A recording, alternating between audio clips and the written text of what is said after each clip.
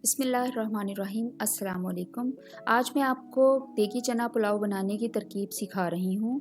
देगी चना पुलाव बनाने के लिए जिन अज्जा की ज़रूरत है उनमें एक बड़ा टमाटर, एक मीडियम प्याज, अदरक लहसुन का पेस्ट, 2 हरी मिर्चियाँ और एक लीमू स्लाइस किया हुआ चाहिए।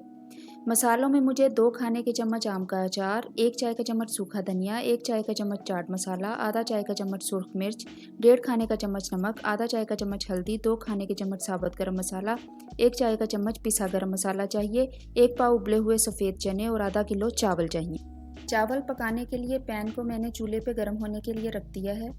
इसमें मैं आधा कप ऑयल डालूंगी। ये तकरीबन आधा कप ऑयल डालने के बाद इसमें मैं साबुत गरम मसाला डाल के कड़कड़ाऊंगी। साबुत गरम मसाला अगर आप पहले से ऑयल में डाल के कड़कड़ा लेते हैं तो इसकी बहुत अच्छी खुशबू चावलों में आती है। और फिर इसके साथ में प्याज एक मीडियम साइज़ का जो मैंने काट के रखा था वो मैं इसमें डाल रही हूँ।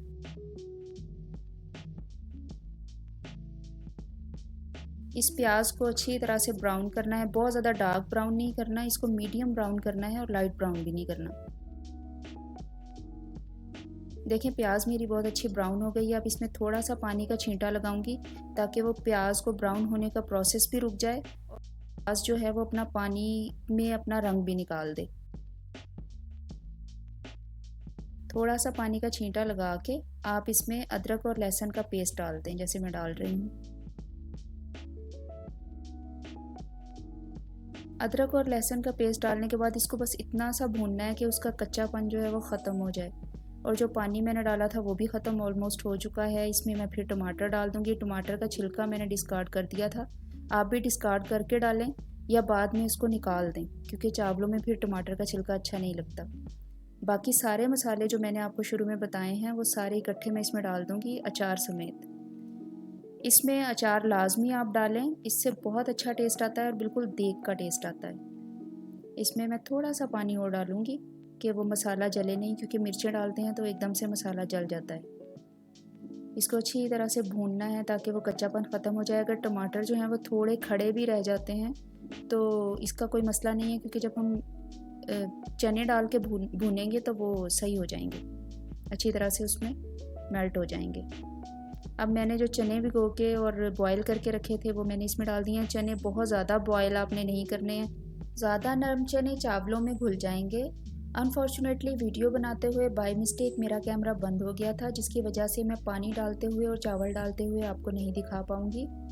चावल मैंने 1.5 ग्लास यानी 500 ग्राम्स लिए थे, तो पानी जो है वो तकरीबन मैं 2 ग्लास डालूँगी। तकरीबन आधा ग्लास जो है वो मैं चावलों से ज़्यादा पानी डालूँगी, बस इससे ज़्यादा नहीं। और जब पानी में बॉयल आया मैंने चावल और लीमू स्लाइस किए हुए डाल दिए और इसको अच्छी तरह से हिला के मैं इनके ऊपर ढक्कन दे दूँगी। जैसे ही चावलों का पानी जो है वो रिड्यूस होना शुरू हो जाए, जैसे देखें 1/3 जो है वो पानी रह गया है,